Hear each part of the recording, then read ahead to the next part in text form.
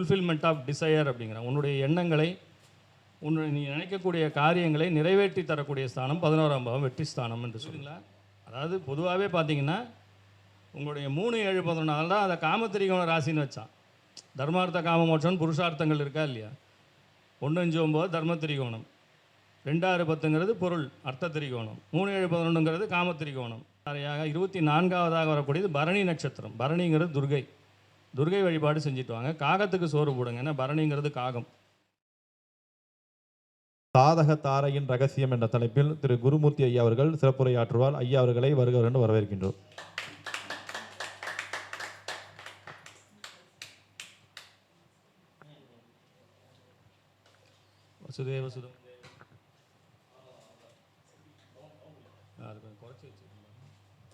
வசுதேவ சுதம் தேவம் கம்சச்சானூரமர்தனம் தேவகி பரமானந்தம் கிருஷ்ணம் வந்தே ஜெகத்குரும். சர்வம் கிருஷ்ணார்ப்பணம். எஸ்கே ஜோதிட பயிற்சி மையம் நடத்தும் இந்த 29வது கருத்தரங்கத்திற்கு வந்திருக்கக்கூடிய உங்கள் அனைவரையும் வருக வருக என்று வரவேற்று,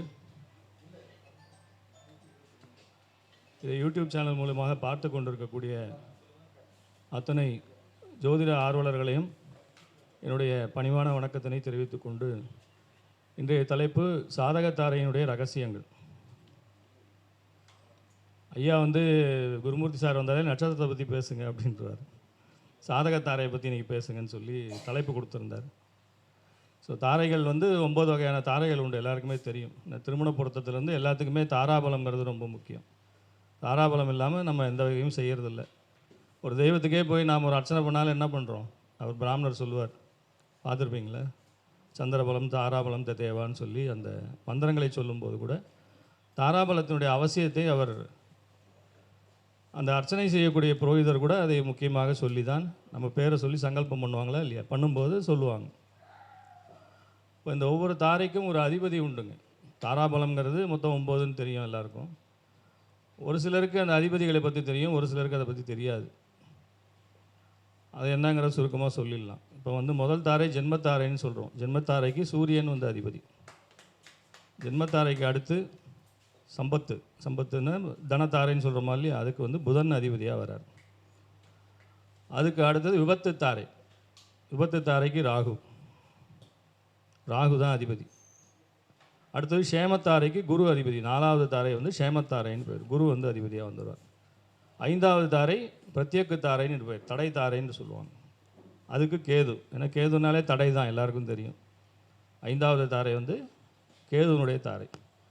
6வது தான் சாதகத்தாரை. அந்த சாதகத்தாரையை பற்றி தான் இன்றைக்கி பேச போகிறோம். சாதகத்தாரை அதிபதி சந்திரனாக வரார், சந்திரன். 7வது தாரை யாருங்க, வதைதாரைக்கு அதிபதி சனி. எல்லாம் வதைக்கக்கூடிய கிரகங்கிறது எல்லாருக்கும் தெரியும். அடுத்தது மைத்திர தாரை 8வது தாரைக்கு சுக்கிரனையும் 9வது பரம மைத்திர தாரைக்கு செவ்வாயையும் சொல்லப்பட்டிருக்கிறது. இது தாரை அதிபதிகள்ங்கிற இதில் வருது. இதை ஃபுல்லாக பேசினா இது ஒரு தனி டாப்பிக்காகவே பேசலாம். ஆனால் இன்றைக்கி நாம் சொல்ல போகிறது சாதகத்தாரையை மட்டும்தான் சொல்ல போகிறோம். சாதகத்தாரைங்கிறது 6வது தாரைன்னு நம்ம சொன்னோம். 6வது தாரை என்பது அதாவது உங்கள் ஜென்ம நட்சத்திரத்திலேருந்து எண்ணி வரக்கூடிய 6வது நட்சத்திரம். இந்த 6வது நட்சத்திரம் இந்த 3 பரியாயம்னு சொல்கிறோமா இல்லையா, அதாவது ஜென்மம், அனுஜென்மம், திருஜென்மம்னு சொல்கிறோமா இல்லையா. இந்த 6வது தாரை தான் உங்களுக்கு 15வது நட்சத்திரமாகவும் வரும்.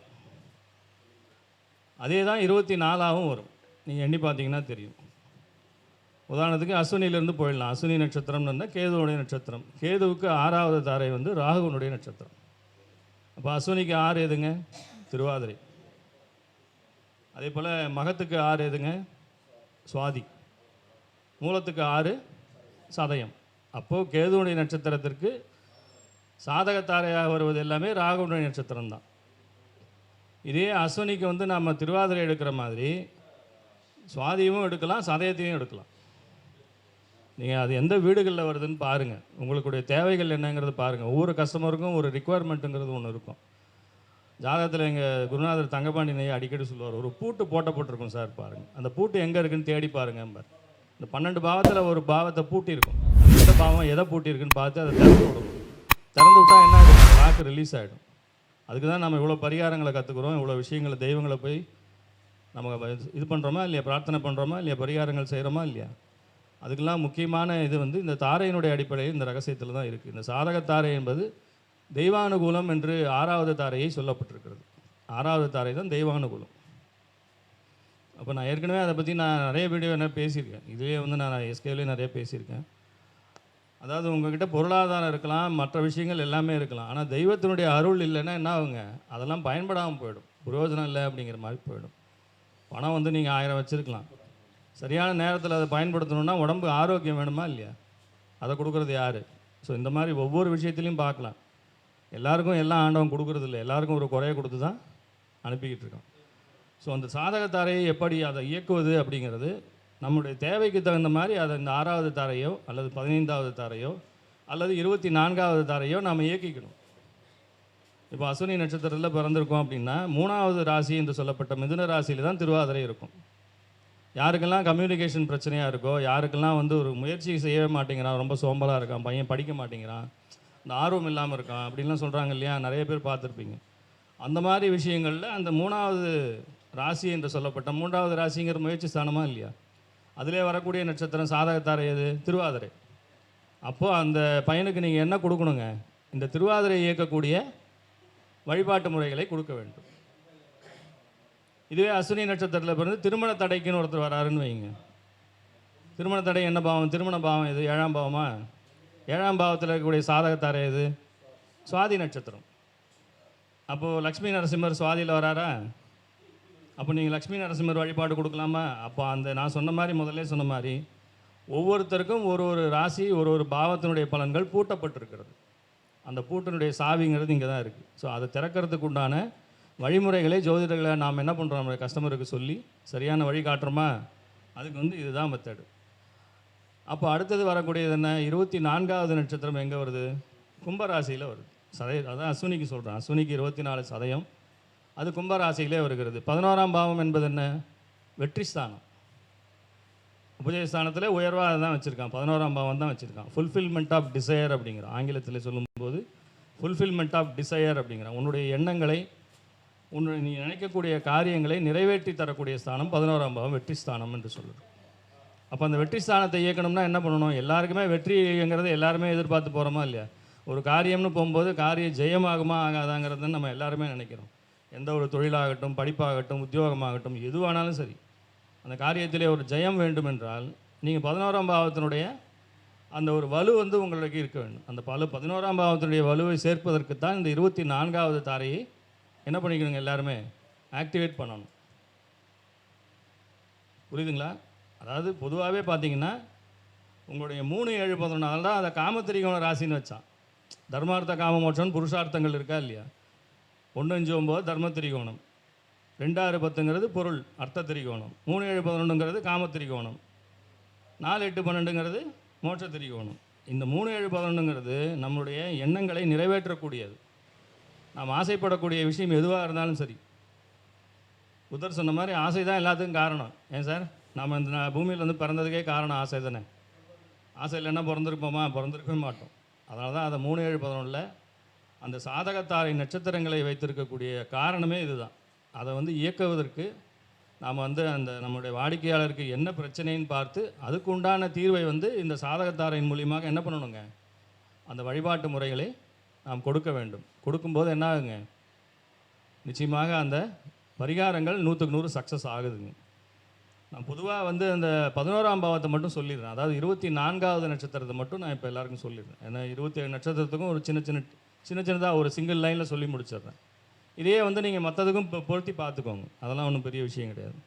அப்போ அஸ்வினி நட்சத்திரத்துக்கு 24 சதயம், அஸ்வினிக்கு 24 சதயம். சதயங்கிறது யமதர்மனுடைய வழிபாடு செய்ய வேண்டும்.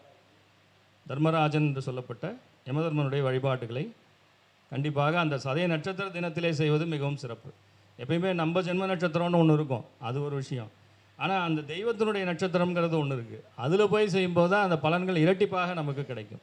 அதனால் அஸ்வினியிலே பிறந்தவர்களுக்கு வெற்றி தடைப்படுது சார், நான் எது நினச்சாலும் நடக்க மாட்டேங்குது, எந்த ஒரு காரியமே ஜெயமாக மாட்டேங்குது அப்படிங்கும்போது அந்த காரிய வெற்றி ஜெயத்துக்கு என்ன பண்ணணுங்க? 3 சதய நட்சத்திர தினத்தன்று உங்கள் பக்கத்தில் இருக்கக்கூடிய யமதர்மன் சன்னதிக்கு போய் விளக்கேற்றிட்டு வரணும். புரியுதுங்களா? விளக்கேற்றி வச்சுட்டு அந்த பகவானுக்கு ஒரு அர்ச்சனை, உங்கள் பேரில் ஒரு அர்ச்சனை செய்துட்டு வரும்போது அந்த சாதகத்தாரையினுடைய நற்பலன்களை நீங்கள் அனுபவிக்க முடியும். அஸ்வினிக்கு சதயம், பரணிக்கு பூரட்டாதி.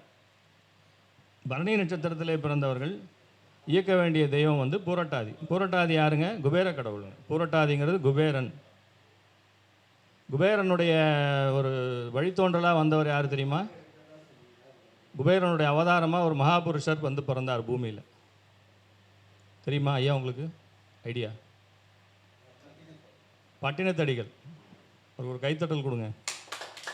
பட்டினத்தடிகள் ஒரு வாட்டி அதாவது ஈஸ்வரனும் குபேரனும் சேர்ந்து திரிலோக சஞ்சாரம் வராங்க. ஏன்னா ஈஸ்வரன் வந்து திரிலோக சஞ்சாரி, தெரியும் எல்லாருக்கும், சுற்றி வருவார். ஒரு வாட்டி குபேரனை கூட கூப்பிட்டு வர்றார். காவிரி பூம்பட்டினத்தில் வந்து இறங்குறாங்க. இறங்கின உடனே குபேரனுடைய மனசில் என்ன படுதுங்க? அடடா, இந்த பூமி இவ்வளோ செழிப்பாக இருக்க, இவ்வளோ சிறப்பாக இருக்கு, இந்த பூமியில் நாம் ஒரு மனிதனாக பிறந்தால் எப்படி இருக்கும்னு கற்பனை பண்ணி பார்க்குறார். யார்? குபேரன். அப்போ குபேரனே கற்பனை பண்ணுற அளவுக்கு அந்த காவேரி பூம்பட்டினம் எப்படி இருந்ததுங்க? அவ்வளோ ஒரு செழிப்பாக இருந்திருக்கு. அதை பார்த்தோன்னே ஈஸ்வரனுக்கு தெரிஞ்சு போச்சு. சரி, இவர் வந்து பிறவி எடுக்க ஆசைப்பட்டுட்டார். சரிடா குபேரனுக்கு நீ பிறவி எடுத்துக்கோங்கிறார். அவர் சொல்கிறார், ஐயோ சாமி, நான் மனசில் நினச்சி உனக்கு தான் எல்லாம் தெரியுமே, நீ எல்லா அணுவிலையும் இருக்கிறேன்னு எனக்கு தெரியும், நீ இருக்கிறது தெரியாமல் நான் ஆசைப்பட்டேன் பாருன்னு. பரவாயில்ல, நீ போகிற. அப்புறம் ஒரு கண்டிஷன் சொல்கிறார். யார்? குபேரன். ஐயா, நீ வந்து என்னை தடுத்தாட்கொள்ள வேண்டும். ஏன்னா அந்த பூமியில் வந்து பிறந்துட்டா வாழ்க்கை என்ன ஆகுங்க? சுழண்டுக்கிட்டே இருக்கும். இங்கே முடிவில்லாத பிறவி, எண்ணற்ற பிறவிகள். புல்லாகி புடாய் புழுவாய் மரமாகின்னு சொல்கிறாரா இல்லையா? சிவபுராணத்தில் வருதா இல்லையா? சொல்லிக்கிட்டே போகிறார். எத்தனை யோனிபேதங்கள் இருக்கோ அத்தனையும் இருக்குது. அத்தனை லட்சம் பிறவிகள் இருக்குது. அதனால் குபேரன் கேட்குறாரு, சாமி நீ வந்து என்னை தடுத்து கூட்டு போயிடுறியா சொல்லு, நான் வந்து பிறக்கிறேங்கிறார். சரி வா, நான் உன்னை தடுத்துக்கிறேன் வான்றான். அப்போ தான் அவர் வந்து குபேரன் தான் பட்டினத்தடிகளாக பிறக்கிறார். எதுக்கு சொல்கிறேன்னா, அந்த பட்டினத்தடிகளுடைய சிறப்பை சொல்வதற்காக குபேரனே வந்து பிறந்தார். அப்போ பூரட்டாதி இயக்கணும்னா என்ன பண்ணலாங்க? குபேரலிங்கம்னு ஒரு குபேரலிங்கம் இருக்கா திருவண்ணாமலையில்? அதை போய் வழிபாடு செய்யலாம். இல்லை குபேரனுக்குன்னு அங்கங்கே ஸ்தலங்கள் இருக்கா? அதை போய் புரட்டாதியில் வழிபடலாம். இல்லையா, பட்டினத்தாரை போய் பார்க்கலாம். திருவொற்றியூரில் பட்டினத்தடிகளுக்கு இருக்கா இல்லையா? பட்டினத்தடிகளுடைய சமாதியை போய் வழிபாடு செய்துவிட்டு வரும்போது பூரட்டாதி உங்களுக்கு ஆக்டிவேட் ஆகும். அவர் எப்படி தடுத்தாருங்கிறது உங்களுக்கு எல்லாருக்கும் தெரியும். ஈஸ்வரன் வந்து என்ன பண்ணுறாரு, அதில் தான் அந்த காதிருந்த ஊசியும் வாராதுகான் கடை வழிக்கன்னு எழுதி கொடுத்துட்டு ஈஸ்வரனே அவருக்கு ஒரு பிள்ளையாக வந்து பிறக்கிறார். யாருக்கு? பட்டினத்தாருக்கு. அவர் அதுக்கு முன்னாடி ரொம்ப அந்த செல்வத்தினுடைய இதில் ஈர்க்கப்பட்டு ரொம்ப அதில் இதுவாக இருந்தார். ஆனால் அந்த குழந்தைய வந்து என்ன பண்ணுறான், ஒரு பேழையில் ஒரு ஒரு உடஞ்சி போன குண்டூசி, அது காது உடைஞ்ச குண்டூசி, காதிருந்த ஊசி கூட உனக்கு கடை வழிக்கு வராது அப்படிங்கிறத சொல்லி ஒரு ஓலையில் எழுதி கொடுத்துட்டு மறைஞ்சிடுறான். மறைஞ்ச உடனே இவர் புரிஞ்சுக்கிறார், சரி ஈஸ்வரன் தான் வந்திருக்கான், நம்மளை தடுத்து ஆட்கொள்வதற்காக வந்திருக்கான்னு தெரிஞ்சு தான் இவர் என்ன பண்ணுறார், எல்லாத்தையும் துறந்து பட்டினத்தடிகளாக மாறுறார். ஸோ அதுக்கு முன்னே அவருக்கு பேர் என்னங்க? திருவெண்காடர்னு பேர். திருவெண்காடர் அப்படிங்கிறது அவருடைய பேர். ஏன்னா திருவெண்காட்டில் தான் பிறக்கிறார். காவேரி பூம்பட்டினம் இன்றைக்கி இருக்கிறது திருவெண்காடு. நிறைய வந்து இதுக்குள்ளே போயிடுச்சு, கடலுக்குள்ளே நிறையா போயிடுச்சு. மிச்சம் இருக்கிறது அந்த கோயில். எதுக்கு சொல்கிறேன் இவ்வளோன்னா, அந்த பரணி நட்சத்திரத்தில் பிறந்தவர்கள் ஆக்டிவேட் செய்ய வேண்டியது பூரட்டாதி. பூரட்டாதினா குபேரன் வழிபாடு செய்ய வேண்டும். குபேரன் வழிபாடு கோயில் சார்னா குபேர லிங்கத்துக்கு போங்க, இல்லைன்னா பட்டினத்து செட்டியை போய் பாருங்கள். பட்டினத்து அடிகளவு செட்டிக்குளத்தில் குபேரன் ஏதோ ஒரு கோயிலுக்கு போங்க. அந்த பூரட்டாதி நட்சத்திரத்தில் போங்க, குறைஞ்சது 3 வாட்டி போங்க. 3 பூரட்டாதிக்கு போயிட்டு வாங்க. அதுலேருந்து உங்களுக்கு அந்த இது வந்து தாரை வந்து ஆக்டிவேட் ஆக ஆரம்பிக்கும். அடுத்த நட்சத்திரம் என்னங்க? கிருத்திகை நட்சத்திரம். கிருத்திகைக்கு வந்து நான்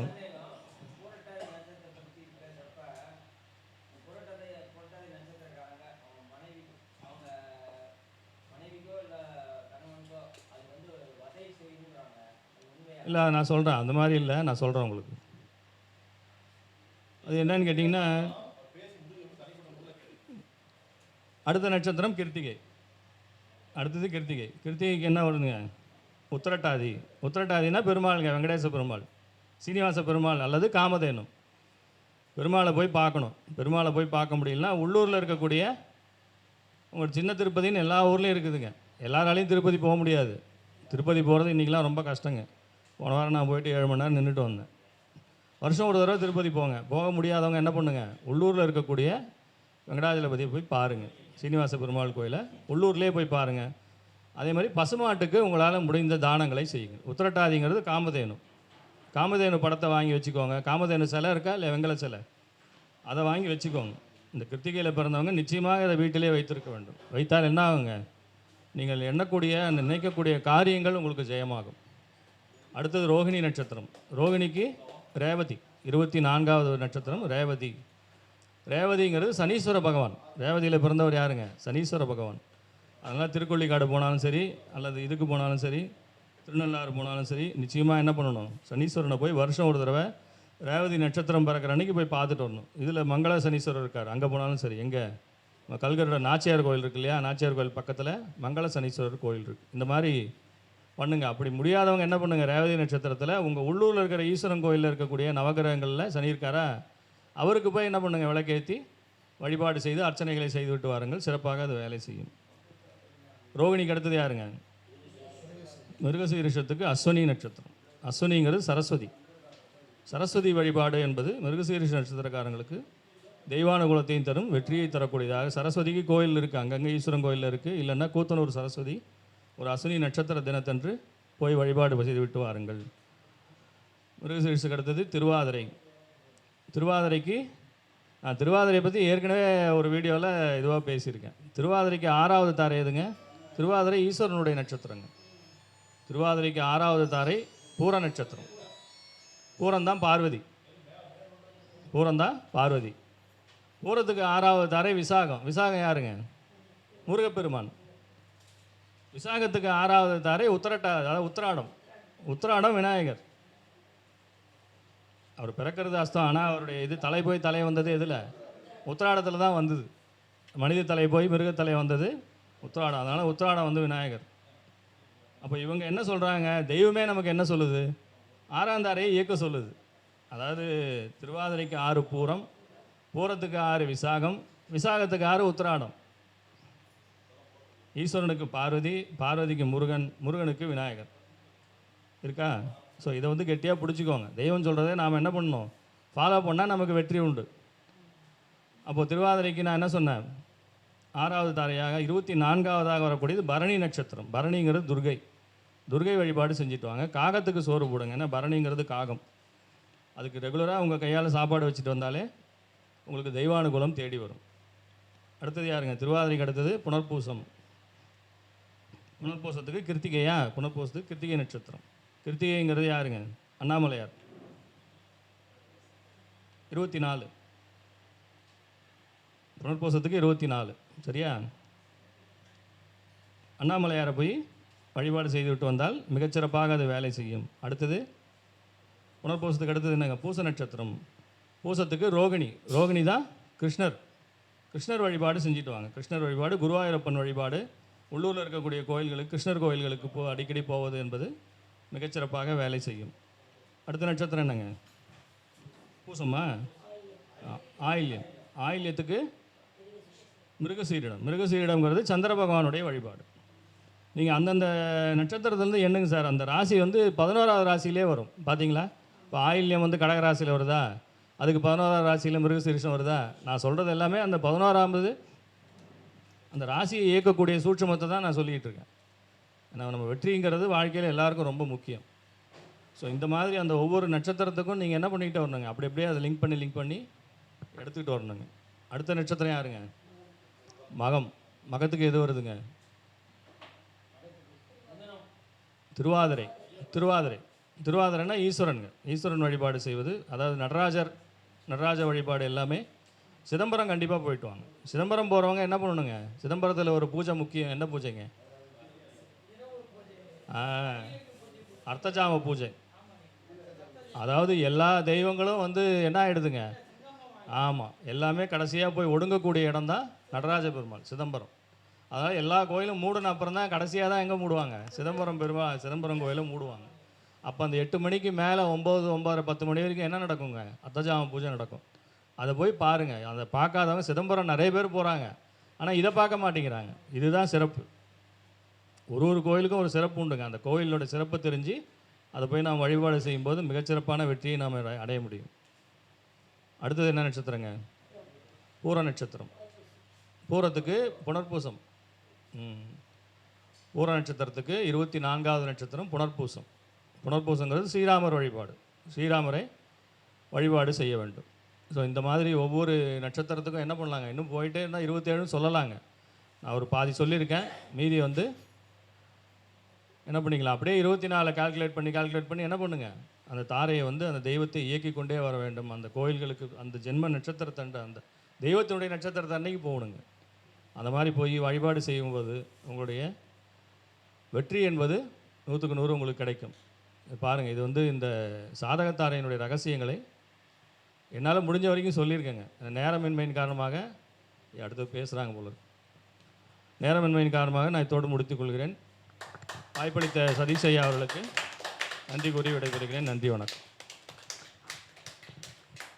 பல சிறப்பான தகவல்களை தந்த ஐயா குருமூர்த்தி ஐயா அவர்களுக்கு துரைசாமி அவர்கள் ஒரு சின்ன மரியாதை செலுத்துவார்கள். ஐயா வாங்க.